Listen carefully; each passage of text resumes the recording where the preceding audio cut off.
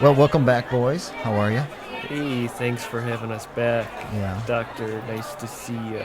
Yeah. Look at the doctor sitting over there on his computer. You guys, I'm surprised he doesn't have the Google Glass thing where he could just be constantly just staring at. They wouldn't give me one to try. you guys kicked the hornet's nest. Mm, We did. Yeah. I didn't know there was a nest. I don't think we kicked it. We just poked it too hard. I received a lot of negative email about what we said about the flat Earth. And I think the one that really stands out in my head is somebody telling me that's not really an introduction. Well, you didn't share these with us either. Well, it really wasn't. True. It wasn't. We didn't do a very good job of breaking it down. Well, we didn't know that it was going to be a series. I didn't intend it to be a series. I just thought it was a good title for It was just something to talk about. yeah, for people who might stumble across a couple 100,000 videos of people telling them that the Earth is flat, and like, oh, look at this one says introduction with a picture of D.B. Cooper on it. That could be a little confusing for people, especially if they don't know who D.B. Cooper is. I understand. I think we also made the mistake that we weren't Hey, ourselves on the same page. we make no mistakes. Let's get that I straight. will admit when I am incorrect. So, how do you guys feel about what we did? Talking about it? Yeah. What I wanted to bring up was just when they talk about how you can't feel the Earth spinning. I think a lot of the issues are having to do with being able to comprehend size. The Earth is big. Insanely. Picture all the things that you see on a daily basis. All the earth movers that are tearing up various streets, that are rebuilding various highways. And you say, that's a big fucking machine. And then there's, the LHC. That's a big fucking machine. Mm-hmm. And all that stuff is in the same place. So, A very small section of the same place. yeah, and the place that holds this big stuff is even bigger than that. So everything that is around or a flat, this whole huge thing is more huge things. Some huger than the next. Look how big an Huger. airplane is. Huger. Airplanes and so on. They're big. The Earth is a big place. No, you don't feel it spinning. I don't know why. Because of the physics that we made to explain things. That's why. I kind of do it. I kind of approach it as the fish doesn't know it's in water. Exactly. Type thing is. We really don't know because it's just how we've evolved in this environment. Like the idea that we might be sitting in this other minutia, that oxygen mixed with carbon dioxide might be this substance that we just have no way of saying, yeah, it's around us, because it has no fluidity as water does. Water's this heavy fluid substance. We can say, yeah, that's water, it's liquid, it's whatnot, but we might be existing in another substance. So the whole Earth moving and spinning and horizontal stuff, All that's pretty irrelevant. But then they have to throw in the fact that they are hiding it from us. And they are using it to control us because they are controlling our perspective and our image of where we live. But you could just turn the whole thing around and pretend that over hundreds of years we've been told that the world is flat, and now they're telling us that it's round. It would be the exact same thing going on, so that stuff doesn't even matter. I've probably invested at least 90 hours into YouTube of watching flat earthers. And I understand that that's a lot. That's 2 full 90 hours is a lot of time of listening and analyzing what the guys are talking about. The one thing that really gets under my skin when I come across a video where there's people who are based in a religion, mainly it's always Christianity, and when they're using that whole God reference, how weak is your fucking God that he's going to let a group of humans mess with his creation? That he's going to let a group of humans throw a blanket over him and say, hide, hide, hide. I mean, do they not? I mean, it's so silly. It is silly. It is. And after 90 hours of, I mean, I'm sure it might even be more, because I've spent so much time to and from driving the places. As I'm sitting in waiting areas, waiting for things, I'm listening and watching flat earth videos, and I don't know. I was really hoping for somebody to say something or do something that was like, oh, that would intrigue me. That would say, okay, I can look at this differently now. I've got nothing. There's nobody out there. And if you are, please Drop us a line. If there's anybody out there who's got anything different, real information that that we are living on a flat plate Earth. And then let's say this person comes forward and gives you this information. With jackrussell@gmail.com. Then what? I'm going to give him some airtime. I'm going to want to talk to him. We can do Skype. We can do FaceTime. We can do whatever it takes. And Google Hangouts. Is your whole world going to be shaken up? I would love for my world to be shaken up. There's nothing that I want more than to have something like this be true. To say, okay, here is a real global conspiracy.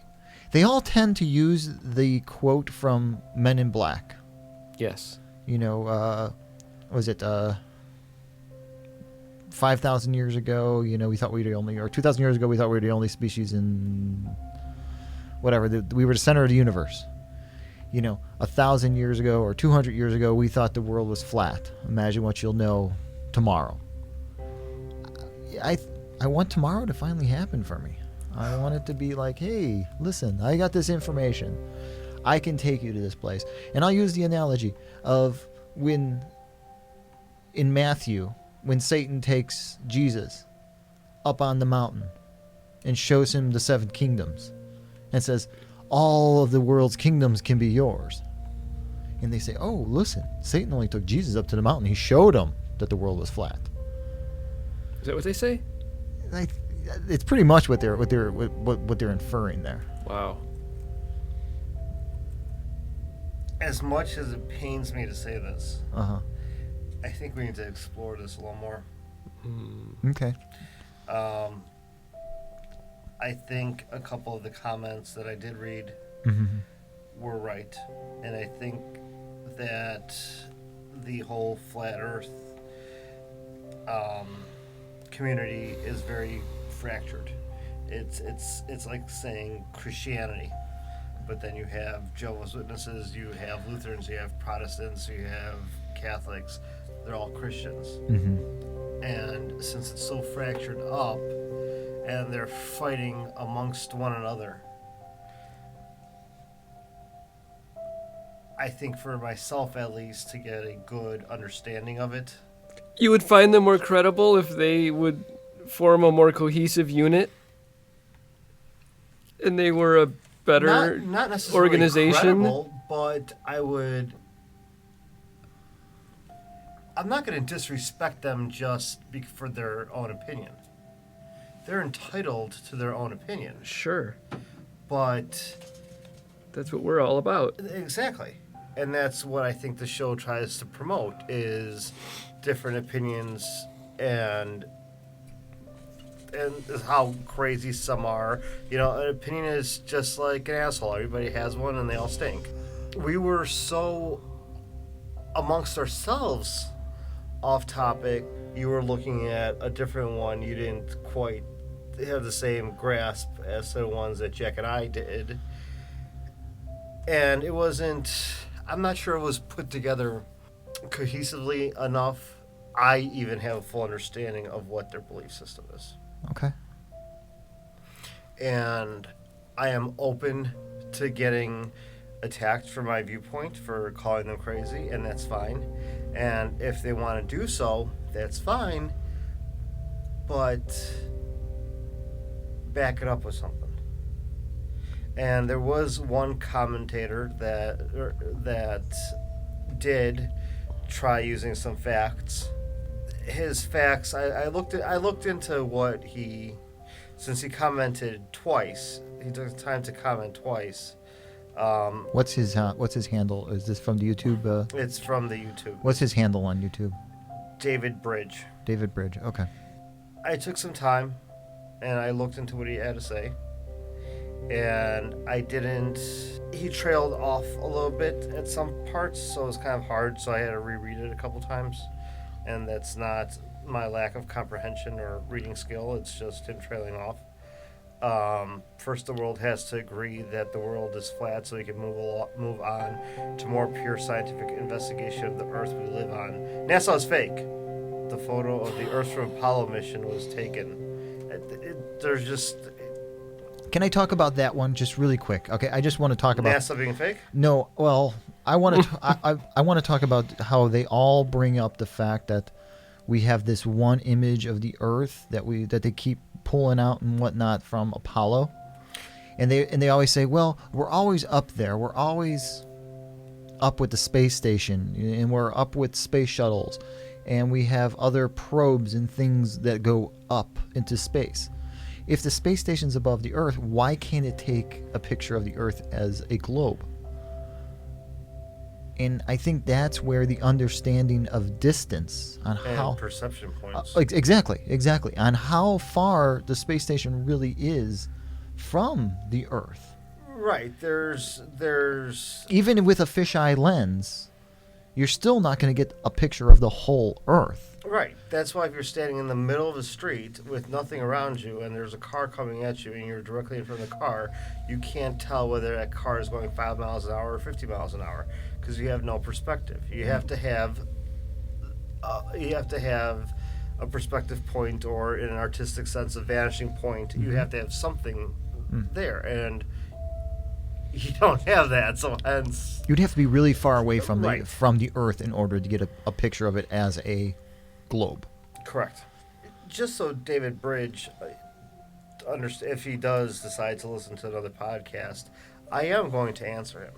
I do want to address a couple of things that David Bridge has to say, and I will address them. And I hope he responds back to me for the simple fact that I'd like him to clarify a couple of things. On the flip side of that, I also reached out to Mark Sargent, and I was very surprised that he answered me. And apparently one of the statements that I stated in the last podcast offended him, and that's why he's not willing to discuss it further with me. However, I'm still on the edge as to whether or not I pursue trying to open up another dialect with him, because I am interested in how he thinks. Okay. And That's a very honest. and that's all I want. Yeah. Is there's just from it is so fractured that if there was a cohesive read this book, or watch this movie, or read this white paper, whatever it is, if they could at least agree on a couple of things, that way we could look at those things and say, okay, this is right, or this could be right, this is completely monkey balls, because we could disprove it based on that. But that's what science is. It's a lot of trial and error. And maybe a couple of things that they are mentioning, maybe some of it is true. Maybe some of it is not. But the whole thing that, that is still in common belief, in 1492, Columbus sailed the ocean blue, and how people thought that the earth was still flat. No, they didn't. But there's still, if you go out and you survey 10 people out on 10 random people on the streets, who know that saying, they'll probably say, yeah, they thought Columbus was going to fall off the face of the earth. One thing I would like to add, though, is that these people that took issue with what we had to say, feel free to comment on, at Jack Russell on Twitter or at the Hitchhiking Doctor on Twitter, and I will, if it's something personal, like Mark Sargent's had something personal against me, I will gladly speak with him about it. Same thing with Eric Dubay. I've reached out to him. I've yet to hear back from him. But I would like to, if not as a show, just personally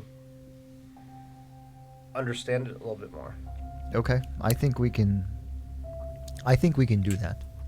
I think that Eric Dubay character is just latching onto this flat Earth thing just to latch onto something, just to get more people interested in him, just so that he can sell his book or whatever.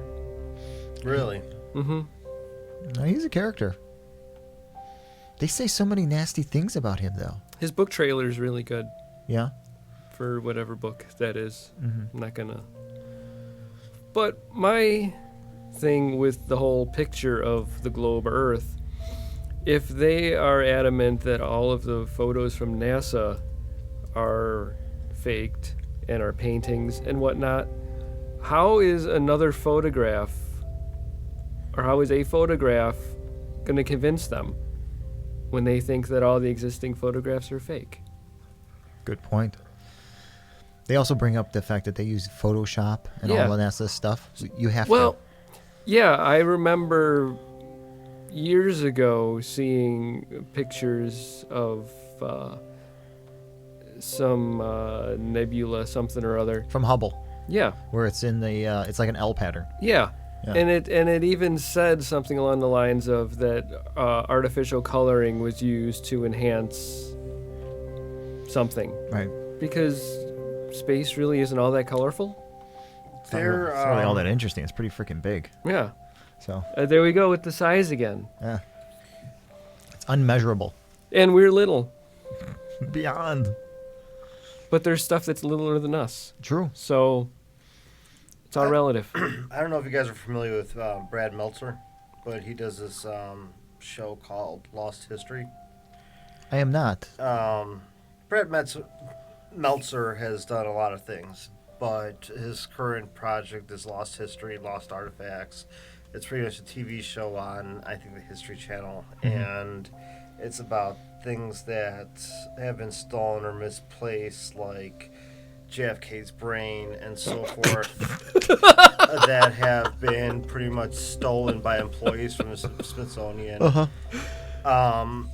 And I don't know how many people know this, but the NASA tapes, when we were landing on the moon, what was being broadcast to the public was not the actual thing. So the person they put in charge of it, the guy was like 25 years old. And what they did was the technology that they were using to broadcast, to film the moon landing, and then send it back down to Houston and to their other point in Australia. They were unable to convert that into the TV signals that are used by everyday households. So the solution they came up with was to pretty much take a regular TV camera, put it in front of a monitor. Right. And if you look at the original NASA, the moon landing, the real films, which have now been converted, are so much better, so much more detail. You don't have the ghosting effect. You don't have the shadowing of the second astronaut as he's walking towards the flag, the lem. thank you. But the original tapes are still lost. There is a copy of them. But so much has changed. The technology has changed. And yeah, some of it does look photoshopped.